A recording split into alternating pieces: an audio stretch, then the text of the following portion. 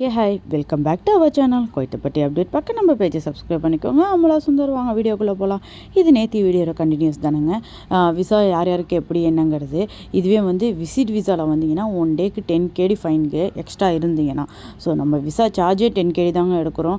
So எப்படிங்கிறத பார்த்துக்கோங்க. Visit விசாவில் வர நீங்கள் டேட்டு முடியறதுக்குள்ளே நீங்கள் உங்கள் ஊருக்கு போகிறது நல்லது.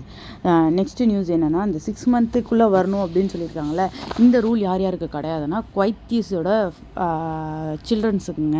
அதாவது குவைத்தியாக இருந்துட்டு வெளிநாட்டில் போய் படிக்கிறாங்கள, அவங்களுக்குலாம் அந்த 6 மந்த்துக்குள்ளே வரணும் அப்படிங்கிற ரூல்ஸ் கிடையாது.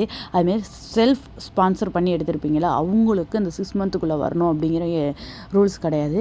அதையும் விட்டுட்டோம் அப்படின்னா இங்கே பிஸ்னஸ் பண்ணுறீங்களா, அவங்களுக்கு அந்த ரூல்ஸ் கிடையாதுங்க. ஸோ இந்தமாரி மோர் டீட்டெயில் பார்க்க நம்ம பேஜை சப்ஸ்கிரைப் பண்ணிக்கோங்க. நெக்ஸ்ட்டு அப்டேட் என்னென்னா, ஜிசிசி கண்ட்ரிலேயே குறைந்த லெவலில், அதாவது லோ லெவலில் மெடிசன்ஸ் கொடுக்குற ஃபஸ்ட்டு நாடு குவைத் இருக்குங்க. அடுத்த ஒரு இம்பார்ட்டன்ட் நியூஸ் தாங்க, நியூ இயர் நியூஸ் தான். நியூ இயருக்கு 3 பிளேஸில் ஃபயர் ஒர்க்ஸ் வைக்கிறாங்கன்னு சொல்லியிருந்தோம் இல்லையா, அல்குத் மால், கிரெயின் மால் அண்டு மெசேலா பீச்.